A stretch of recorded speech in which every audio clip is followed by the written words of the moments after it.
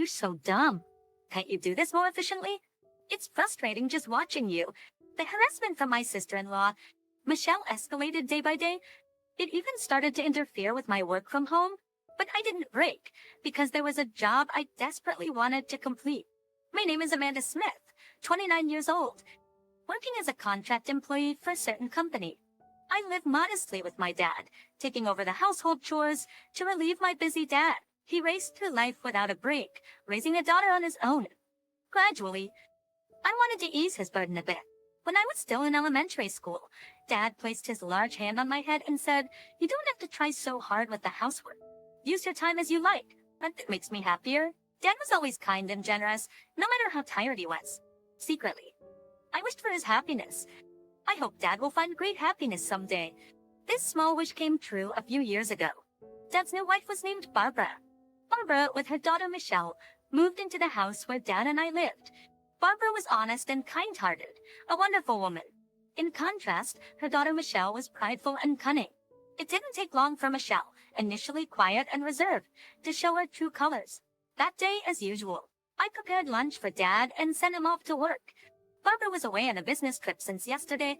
Michelle, a college student, should have had lectures today. I decided to prepare her lunch before she woke up. Even with 4 in the family, I still managed all the household chores, working from home. I had some flexibility, and I didn't mind cleaning or cooking. It was a nice break from work, refreshing my mind.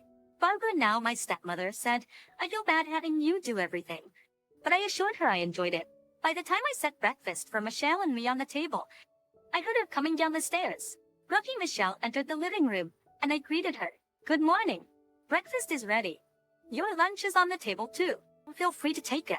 Michelle paused and said, "I'm not going to college today." "Kim, but your calendar said you had lectures." "They were rescheduled later." I updated the calendar. "Didn't you see it?" "Oh, sorry. Haven't checked yet." In our house, where lifestyles greatly differ, we decided to write down schedules on a shared calendar. I'm still not used to this new habit, and sometimes forget to check. Michelle sighed heavily and muttered, "You're really clumsy," before returning to her room. I didn't take her words too seriously, assuming she was just cranky from waking up. 2 weeks passed since then. After days of relentless rain, it finally cleared up on a sunny Saturday morning. Feeling refreshed, I was hanging laundry when I sensed Michelle, who had slept in, getting up. But something was noisy. She rushed from the bathroom to the upstairs, then hurried back down, looking around the living room. "Hey, where's my skirt?" "Skirt? If you mean the one in the laundry basket yesterday, I'm about to hang it." "No, the one I asked you to wash separately 2 days ago. I told you at dinner, remember?" "Oh, that one. It had a small tear, so I decided to mend it before washing separately. I finished mending it last night, and it's in the washer now." Wait, didn't you listen to me? I said I needed it washed early because I'm wearing it today. Are you even listening? I was at a loss for words. Indeed, she had asked to wash that long skirt separately, but I wasn't informed she needed it today. I recalled our conversation from 2 nights ago. I want to wear it next Saturday, so please wash it by then. Next as in next week? Yeah. Don't make me repeat myself. Chimok ended the conversation abruptly, playing with her phone. That's when the misunderstanding occurred. And it was Michelle who hadn't listened properly. Though I had no reason to be blamed, I didn't argue and said, "Sorry, I misunderstood the date." Think an apology solves everything? This is why I hate dumb people. Having a high school graduate sister is just unbearable. Can't even manage household stuff properly. Michelle attends an elite university known nationwide. Our worlds are different. Oh, yet. I'd hoped we'd get along now that we're family. Just to be clear, I never thought of you as family from the start. Michelle said mockingly, with a disturbing smile. Seeing that expression, I felt an eerie chill. From that day, Michelle's disdain towards me became more apparent in her actions. When I worked from home, loud music blared from Michelle's room. Not just disrupting my work, but loud enough to be a nuisance to the neighbors. "Could you lower the volume a bit? The neighbors might complain," I asked timidly, but she retorted, "What? Don't boss me around. I'm annoyed by the typing sounds from your room." She slammed the door in my face. Catch patience on another day. Michelle brought friends home. Isn't it embarrassing having a high school graduate sister who can't even get a decent job? I wish she'd move out soon. Sorry for disturbing. I shall feel sorry for you, so please move out soon. Okay? These harassments always happened when our parents were away, like in front of Dad and Barbara. Michelle played the role of a good sister, eerily amiable towards me, next before long. Michelle graduated from university and secured a job at a major corporation. Within a year, she got engaged to her company's superior. By then, I'd moved out to live alone, freeing myself from daily harassments and gradually regaining a peaceful life. One day, an invitation to Michelle's wedding arrived. The ceremony was to be held overseas. Signed, I placed the invitation on a nearby table. About 3 months later, I boarded a plane from Los Angeles International Airport to France. Since moving out, I'd become distant from my family. I was worried about Dad, but Barbara was with him. But me in that house, Michelle wouldn't cause trouble. To preserve Dad's happiness, I wanted to avoid family conflicts. It was better to keep my distance from Michelle and minimize visits to my family home. To Dad and Barbara, I said I moved out to focus on my career. Don't worry, Bella. I'm just doing it. Yes, you should pursue what you want. It's a once-in-a-lifetime chance. They said with a smile. It's true. Michelle's actions affected my work, but that wasn't the only reason I left. I felt it was time to confront my own life and take a new step. It was on the night before Michelle's wedding, in my hotel room, checking the dress and belongings for the next day. Michelle's name appeared on the screen. This where a bad feeling washed over me. Hesitantly, I answered the phone. In a hotel in Paris. Hey, long time no see. Then laughter erupted from the other end. Really went, huh? A pet-tricked? Are you stupid? How crazy can you be? What do you mean? The overseas wedding was a lie. Fooled you as expected. I'll send the real invitation later, okay? By the way, if you don't show up, I'll ruin something very dear to you. The call ended there. I sat weakly on the bed. Michelle had played a cruel trick on me, and she might be planning another scheme. Additionally, Michelle said, moreover, she threatened to ruin what's most important to me if I didn't attend. Such an act could harm not just me but Dad and Barbara as well. Michelle could easily do something like that. The peace I had regained seemed to crumble in my mind. As long as Michelle and I are family, the situation will continue. I have no choice but to meekly follow Michelle's actions. Always. Then my thoughts abruptly stopped. Why did I leave home? Wasn't I to fully pursue what I wanted? I haven't achieved anything yet. Instead of feeling weak, I should work to change the situation. Even someone like me can find a way to stand up to Michelle. I rose from the bed and reached for the curtains by the window. Outside the glass, the Parisian night unfolded. Life is strange. Sometimes, when wandering in the dark, the path forward is illuminated and becomes clear. This was one of those moments. I closed the curtains, turned off the light, and slid into bed. The earlier anxiety had vanished, replaced by a soothing drowsiness. I closed my eyes slowly.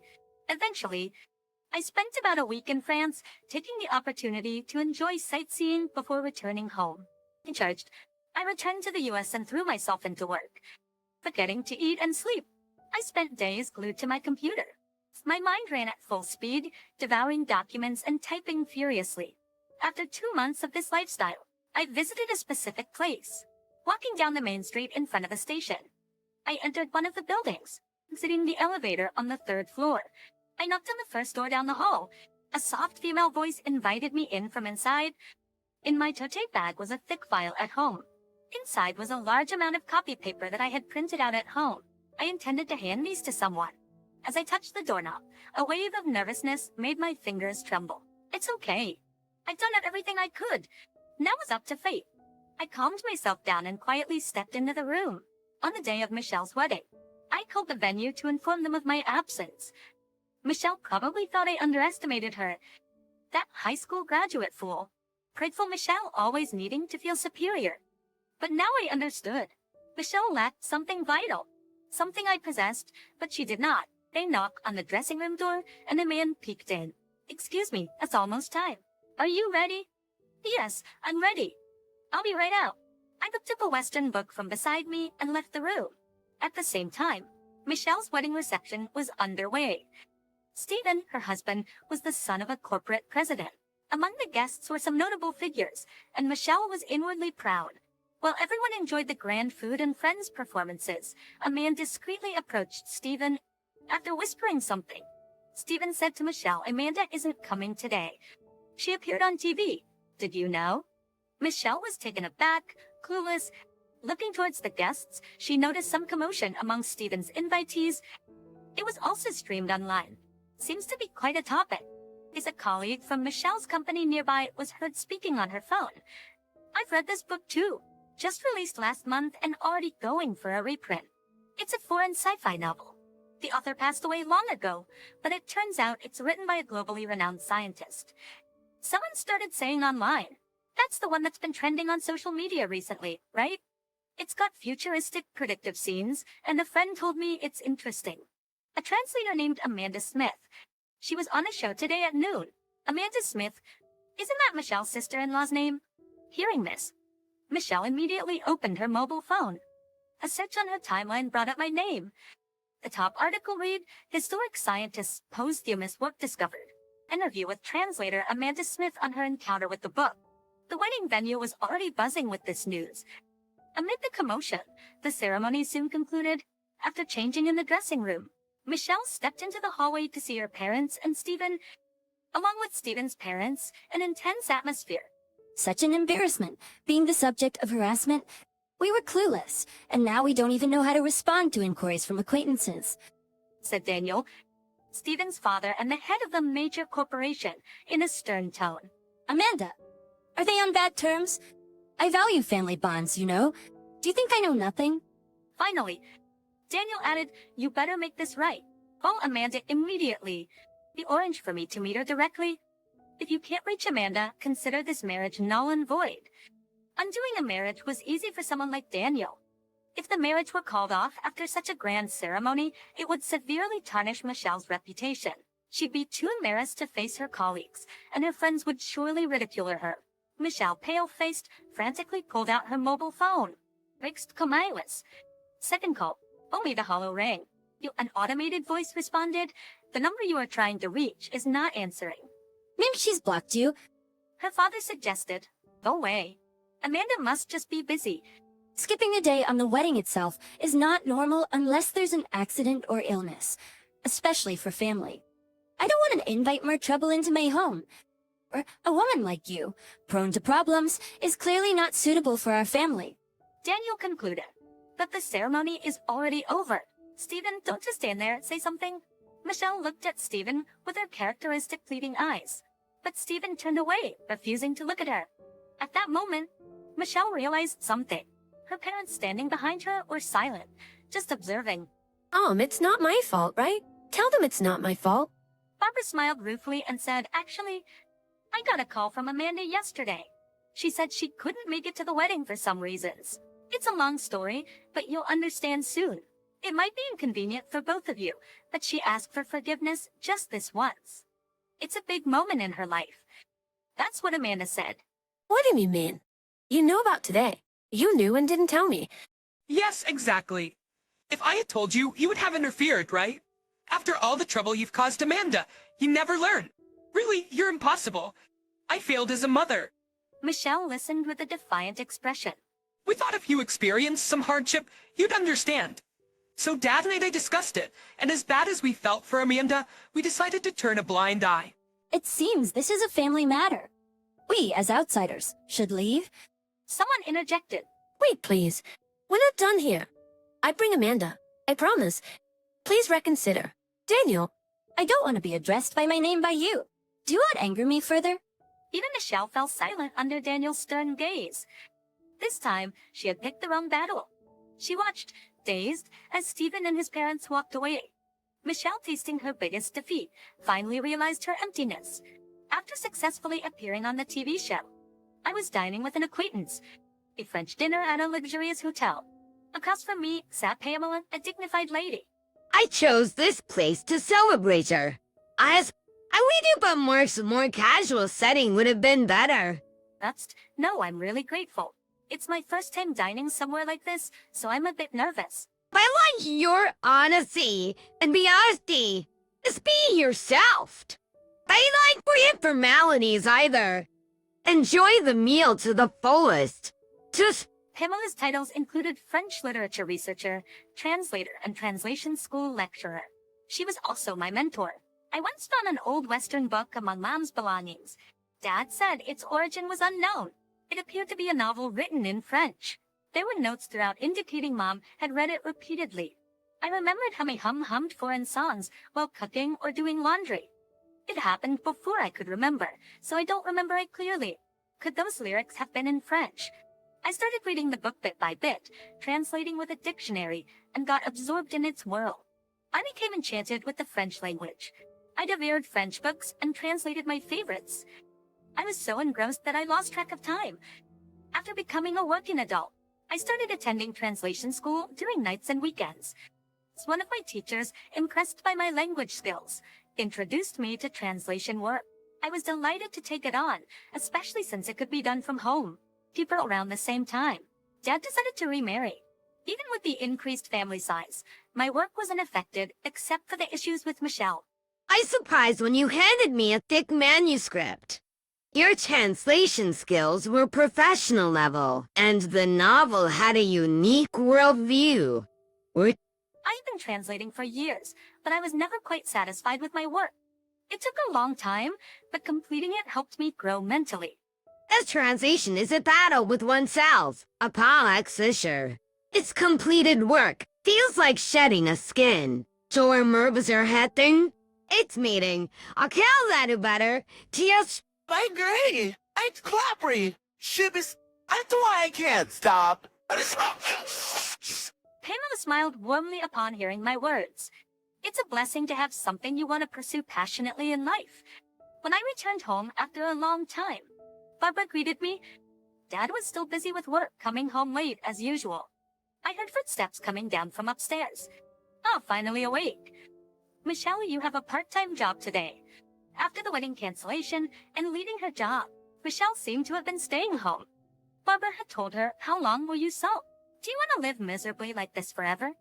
If you don't want to start over, you better leave this house. Afraid about being kicked out. Michelle reluctantly started looking for part-time work and settled on a grocery store clerk position. As Michelle passed by the living room, she glanced at me awkwardly and hurried out the door. Amanda, you're going overseas for work, right? You said something about a potential contract with a new author. Yes, it looks like it's gonna be finalized that they want to meet in person. That's great. I'm relieved to hear your translation work is going well. Take care, and I'm looking forward to the souvenirs. But Barbara's innocent smile made me smile too. Continuing to do what I love is enough for me. I thought it was that simple. My ability to become a translator was because I maintained a pure heart. It's a gift from Mom in heaven, a talent to enjoy life to the fullest. As on my way back from my parents' house, I passed by a dogwood tree. Stopping to look, I saw many buds waiting to bloom. Sure, I'm just getting started too, blooming one flower at a time. I'll continue on my path. As the gentle spring breeze blew, I started walking again.